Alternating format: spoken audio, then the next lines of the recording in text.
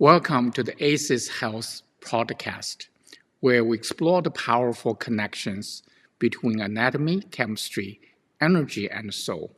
I'm Dr. J.D. Young, and today we are diving into fascinating and vital topic, the link between mitochondrial dysfunction and autism spectrum disorder, and how nutrition and nutrients can light a path to healing. If you're new to our channel, please help us by subscribing to the channel.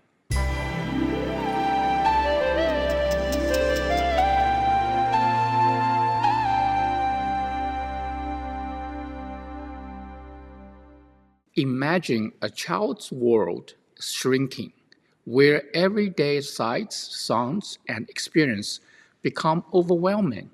Now imagine if part of that struggle wasn't just neurological, but deeply cellular, a power failure happening at the microscopic level. That's the story of mitochondrial dysfunction. And today we're uncovering how this hidden factor can impact autism and most importantly, what we can do about it.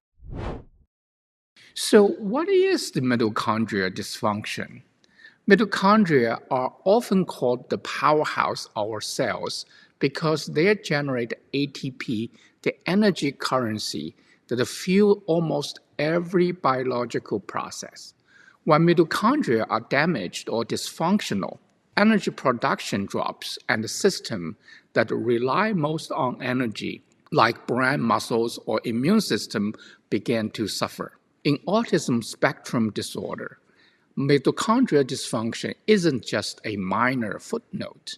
Research shows that up to 80% of children with autism demonstrate biomarkers of mitochondrial issues, and about 5% meet criteria for formal mitochondrial disease, a rate 1,000 times higher than the general population. So the question becomes, are we missing a major root cause by focusing only on the brain when the body's energy system is deeply involved?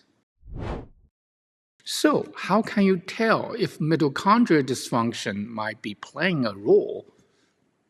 Here are some red flags.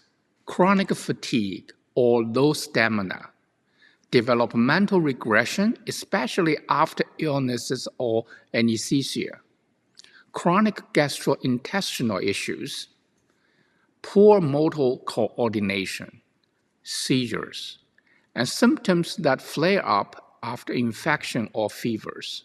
One important clue: when a child's autism symptoms worsen after fevers or illnesses, mitochondrial vulnerability may be underlying the regression.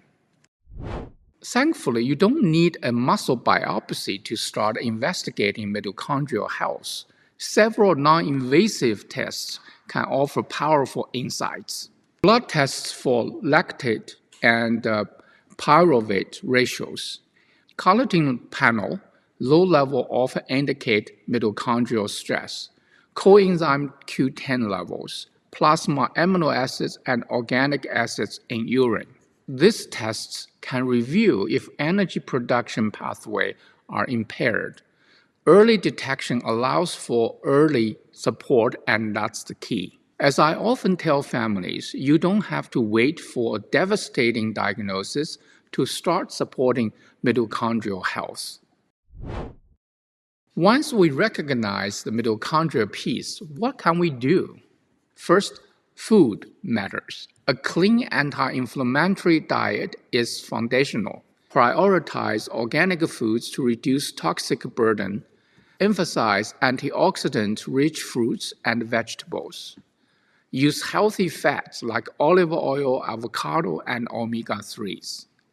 And when it comes to supplements, the research backs specific nutrients that support mitochondrial function. Coenzyme Q10 to add energy production, L-carnitine for fatty acid transport, B vitamins, especially B2, B3, and B5, magnesium to stabilize mitochondrial membranes, alpha-lipoic acid, vitamin E, and vitamin C as antioxidants. I have to mention one more thing here. The hydrogen molecular therapy can be a game changer in terms of reduced oxidative stress. But you have to choose the products very carefully. If you're interested, please leave a message in the comments and we'll get back to you. We'll provide you more information. N-acetylcysteine to boost glutathione levels. In one study, L-carnitine supplementation improved language, social skills, and cognition in children with autism. This real measurable progress, not just theory. The guiding principle: start low, go slow, and watch for clinical improvements. Let me share Tyler's story, a composite case drawn from research. Tyler was a 4-year-old boy diagnosed with moderate ASD. He had severe fatigue, frequent infections, and limited speech.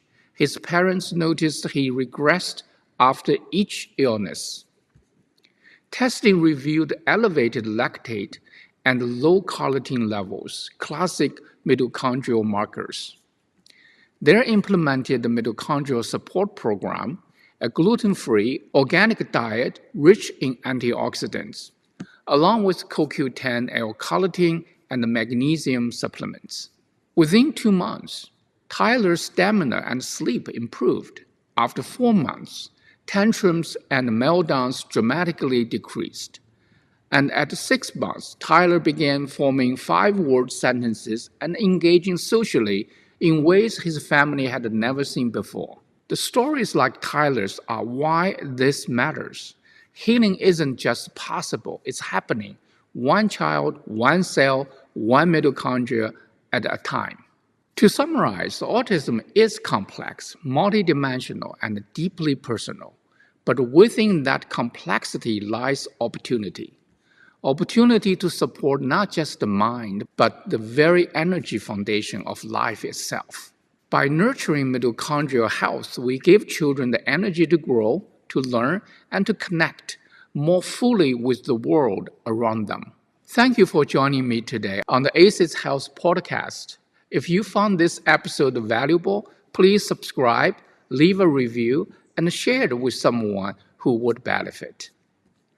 And stay tuned next time. We'll explore the role of immune dysregulation and autism, and how rebalancing the immune system can open new doors for healing. Until then, remember, health is our greatest wealth. Take good care of it.